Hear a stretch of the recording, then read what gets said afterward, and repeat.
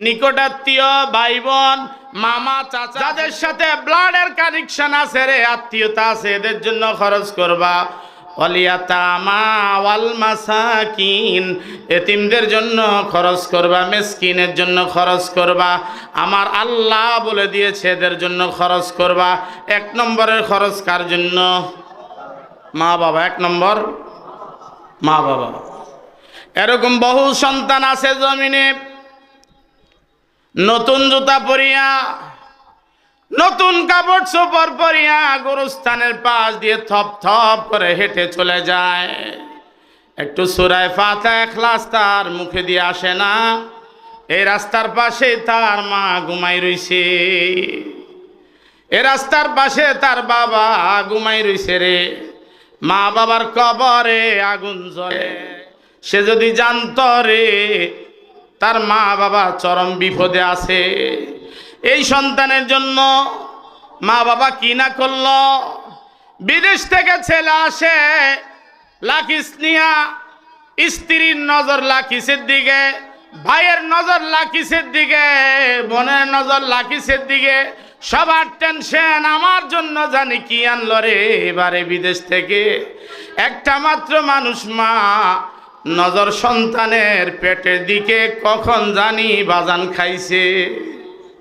একটা মাত্র মানুষ, সেটা হলো মা, নজর পেটের দিকে কখন জানি আর হতে খাইছে। এই জন্য আল্লাহ বলেছেন ওয়াকাদা রাব্বুকা আল্লা তা'বুদু ইল্লা ইয়াহু ওয়া বিল ওয়ালিদাইনি ইহসানা। তোমার রবের ফয়সালা, তোমার রবের সিদ্ধান্ত, একমাত্র রবের ইবাদত করবা আর মা বাবার প্রতি ইহসান করবা। ইম্মা ইয়াবলুগান্না ইনদাকাল কিবারা আহাদুহুমা আও কিলাহুমা, দুজন যদি বুড়া বয়সে পৌঁছা যায় অথবা একজন, বিশেষ করে এই টাইমে বেশি খেদমত করবা বুড়া কালে। সুবহানাল্লাহ কন্না। ওয়ালা ফালা তাকুল লাহুমা উফিন ওয়ালা তানহারহুমা, মা বাবাকে উফ শব্দ কোনোদিন বলবা না, খবরদার মা বাবার ধমক দিবা না। আল্লাহ কোরআন শরীফে বলছে মা বাবারে ধমক দিও না। ওয়ালা তানহারহুমা ওয়াকুল লাহুমা কাওলান কারীমা, মা বাবার সাথে নরম নরম কথা কও। আরবি তাফসীরে লিখছে কাওলান কারিমা, মানে কাওলান লাইয়িনান, নরম নরম কথা কও মা বাবার সাথে। এই আয়াতের তাফসীরের মধ্যে দেখলাম পৃথিবীর সবচেয়ে বড় তাবিঈর নাম সাঈদ ইবনুল মুসাইয়াব। সাহাবীদের মধ্যে সবচেয়ে বড় সাহাবী আবু বকর রাদিয়াল্লাহু তাআলা আনহু, আর সবচেয়ে বড় তাবী যিনি, ওনার নাম সাঈদ ইবনুল মুসাইয়াব। উনি আয়াতের তাফসীর করতে গিয়ে বলেন, কয় যে আল্লাহ যে কইছে মা বাবার সাথে নরম নরম কথা কইতো, কয় কেমন নরম হবে? তো তাফসীরে উনি লিখছে একজন বাদশা, রাগান্বিত বাদশার সামনে তার চাকর, তার গোলাম যত নরম ভাষায় কথা বলে, সন্তান তার মা বাবার সাথে এইভাবে কথা বলবে। وقل لهما قولا كريما وقل رب ارحمهما كما ربياني صغيرا। মা বাবার লাই দোয়া করো, আল্লাহ আমার মা বাবার প্রতি দয়া করো আল্লাহ। কন্যা আলহামদুলিল্লাহ, দোয়া করবো না আমরা? কি কোন করবেন না? কোরআন শরীফে একটা আয়াত আছে, যে আয়াতটা পড়লে নিজের জন্য, মা বাপের জন্য, এরপরে পুরা দুনিয়ার মুসলমানের লাই দোয়া হয়ে যাগা, পুরা পৃথিবীর মুসলমানের লাই। কইতাম নি আপনাদের আয়াতটা? রব্বি গফিরলি ওয়ালি ওয়ালিদাইয়া ওয়ালিমান দাখালা বাইতিয়া মুমিনান ওয়ালিল মুমিনিনা ওয়াল মুমিনাত ওয়ালা তাজিদিজ জালিমিনা ইল্লা তাবারা। এই আয়াতটা পড়লে পুরা পৃথিবীর ইমানদার আল্লাহ দোয়া হয়ে যায়। আর পুরা পৃথিবীর ইমানদার আল্লাহ দোয়া করলে কি লাভ জানেননি?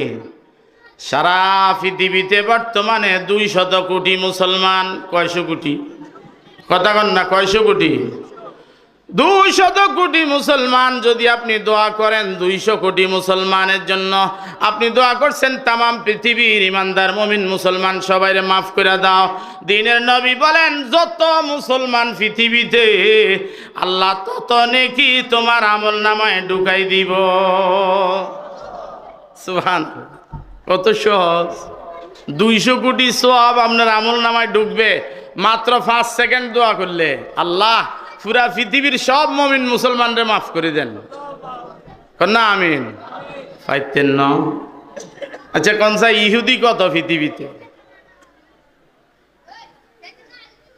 এই তো কইতার নাম, ইহুদি মাত্র 1 কোটি সামথিং, 1 কোটির অল্প উপরে। মুসলমানদের হাতে ইহুদিরা মার খাবে কিয়ামতের আগে, হাদিসে আছে, বুখারীতে হাদিস, বুখারীতে হাদিস। মুসলমানদের হাতে মার খাবে ইহুদিরা, নবীজি বলছে, বুখারীতে 2 বার আসছে হাদিস। বিশ্ব নবী মুহাম্মদ আরবি সাল্লাল্লাহু আলাইহি ওয়াসাল্লাম বলেন, মুসলমানদের দ্বারা পৃথিবী থেকে মার খেয়ে ইহুদিরা উৎখাত হওয়ার আগে এই পৃথিবীতে কিয়ামত কায়েম হবে না, হবে না, হবে না। সুবহানাল্লাহ। মুসলমানদের মার খেয়ে ইহুদিরা গাছের পিছনে পাথরের পিছনে পলায়ন করবে, গাছের ভিতর থেকে পাথরের ভিতর থেকে মানুষের মতো আওয়াজ বাইর হবে, ইয়া মুসলিম খালফি ইয়াহুদিয়ুন ফাকতুলহু, এই মুসলমান এদিকে আসো, আমার পিছনে ইহুদি, তারে হত্যা করো। আমার পিছনে ইহুদি পালিয়েছে, তাকে হত্যা করো। গাছের ভিতর থেকে আওয়াজ বাইর হবে, পাথরের ভিতর থেকে আওয়াজ বাইর হবে, ইয়া মুসলিম খালফি ইয়াহুদিয়ুন তাআল ফাকতুলহু, তারে হত্যা করো। সুতরাং আমরা নৈরাশ নই, হয়তোবা ইহুদিদের ধ্বংস খুব কাছাকাছি। ইনশাআল্লাহ কন্যা, ইনশাআল্লাহ কন্যা। আল্লাহ তাআলা আসমান থেকে ইহুদিদের উপর আযাব গজব নাজিল করেন, বলেন আমিন। আল্লাহ ফিলিস্তিন লেবাননের মুসলমানদেরকে রহমত বরকত দেন, বলেন আমিন। আমার ভাইরা, প্রতিদিন প্রতিদিন শত শত টন বোমা ফেলা হচ্ছে ফিলিস্তিনের উপরে, লেবাননের উপরে।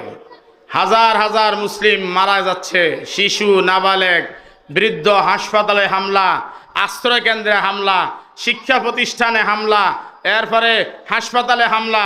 এটাই হলো তাদের চরিত্র। আমরা ইমাম মাহাদির জন্য রেডি হচ্ছি ইনশাআল্লাহ কন্যা। যদি আমরা কখনো শুনি ঈসা নবীর আগমন, যদি আমরা কখনো শুনি ইমাম মাহাদির আগমন, আমরা হব সেই মাহাদির সৈনিক ইনশাআল্লাহ কন্যা, ইনশাআল্লাহ। একখানা হাদিস আছে, যে ব্যক্তি জীবনে কোনোদিন জেহাদ করে নাই, জেহাদের তামান্নাও দিলে ছিল না, সে মুনাফিকের মতো মৃত্যুবরণ করবে। বলেন নাউজুবিল্লাহি মিন যালিক। আল্লাহ আমগরে হেদায়েত করেন, বলেন আমিন। আমার ভাইরা, এজন্য আসুন মা বাবার খেদমত করব ইনশাআল্লাহ না, ইনশাআল্লাহ। আপনার চোখটা আপনার বাড়ির আশপাশে একটু ঘুরাইন তো।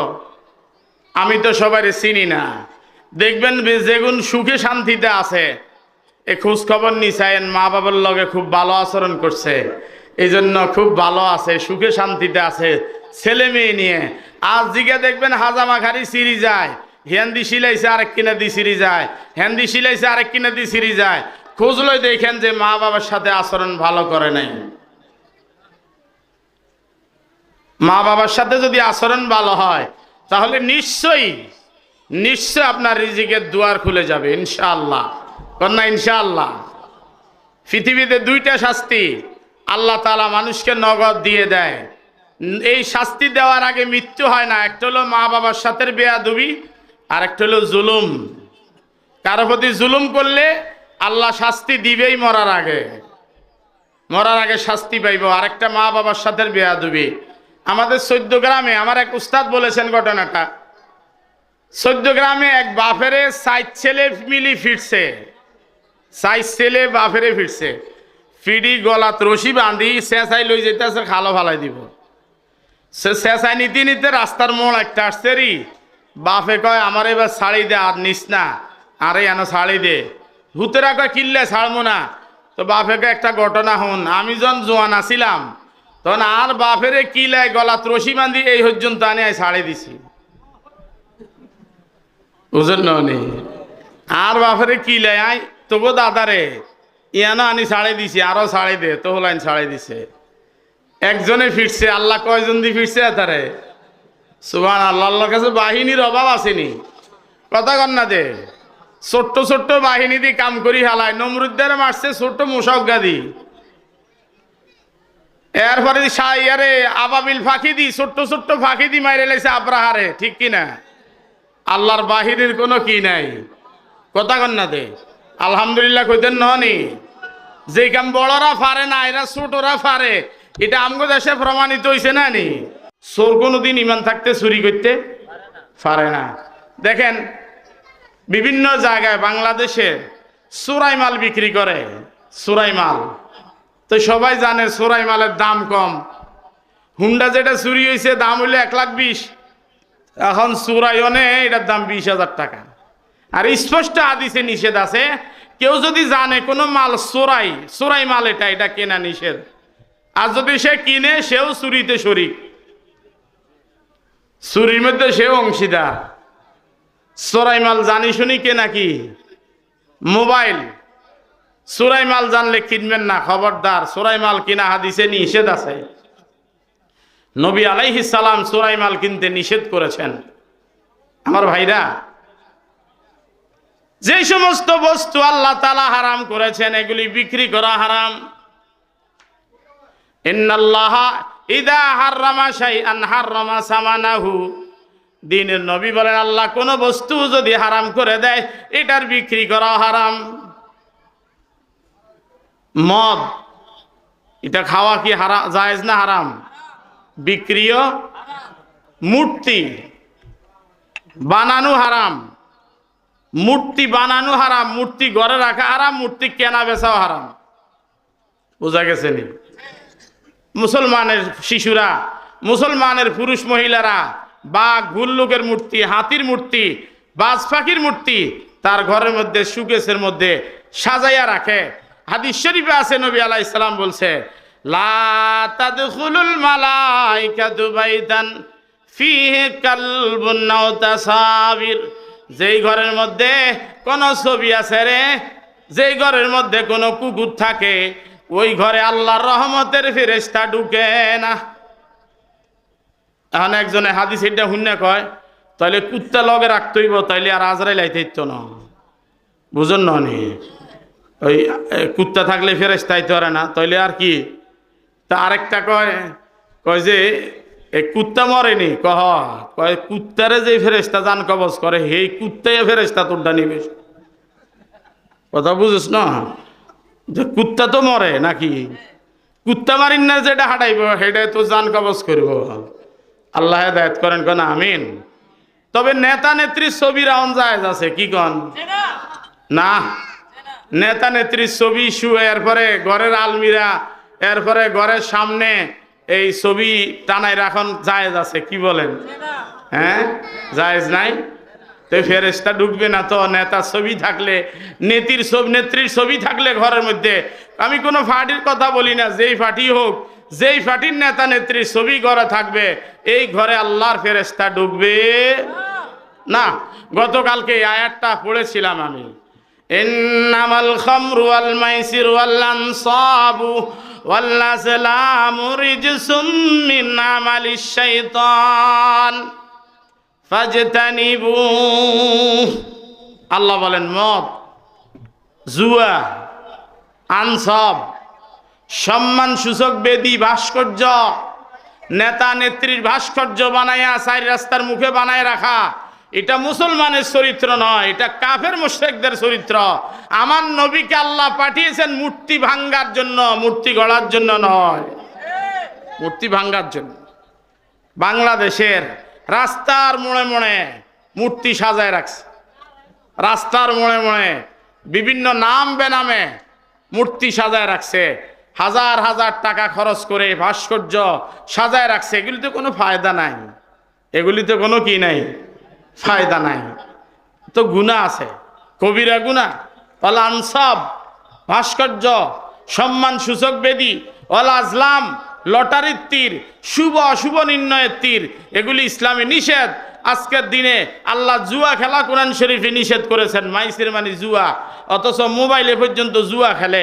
আমেরিকায় নির্বাচন চলে, এটা কয় কমলা ফাঁস করব, এটা কয় ইসলামে ফাঁস করব, কয় 50,000 টাকা বাজি, বুঝুন ননি, কয় হাজার টাকা বাজি। অদ্ভুত কারবার। ইসলামে এই সমস্ত জুয়া খেলা হারাম। বিভিন্নভাবে জুয়া খেলা চলে বর্তমানে মোবাইলে। আল্লাহ আমাদেরকে হেদায়েত করেন, কন্যা আমিন। গতকালকে শিরকের আলোচনা করেছিলাম। আমরা ছোটকালে দেখতাম দাঁত ফালাইয়া মহিলারা বলতো পুকুরের পাড়ে যাও, যাই মাছেরে কইও এই দাঁতটা নি তোমার একটা ভালো দাঁত দিত। আমার দাঁত বুঝি মাছে দিছিল কেন? কথা কন্যা দে, আমারে দাঁত এটা বুঝি মাছে দিছিল, ইঁদুরে দিছিল, বিড়ালে দিছিল। যেই মুসলমান বিড়ালের কাছে দাঁত ভিক্ষা চায়, এরা জান্নাতে যাইব কেন আল্লাহ জানে। তওবা ছাড়া মারা গেলে জান্নাত নসিব। হিন্দুরা বিভিন্ন সাইড, বিভিন্ন মন্ত্রণালয় ভাগ করে দিছে দেবতাদেরকে। হিন্দুদের খাদ্য দেবতার নাম হইল লক্ষ্মী।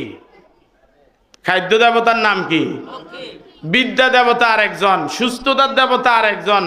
একজনে তো এত দায়িত্ব পালন করতে পারে না, দুর্বল তো। আর আমগো আল্লাহ হলো ফাআলুল লিমা ইউরিদ, সুবহানাল্লাহ না। সব হের হাত, সব মাশা কানা ওয়া মা লাম ইয়াশা লাম ইয়াকুন ওয়া মা তাশাউনা ইল্লা আইয়াশা আল্লাহু রাব্বুল আলামিন।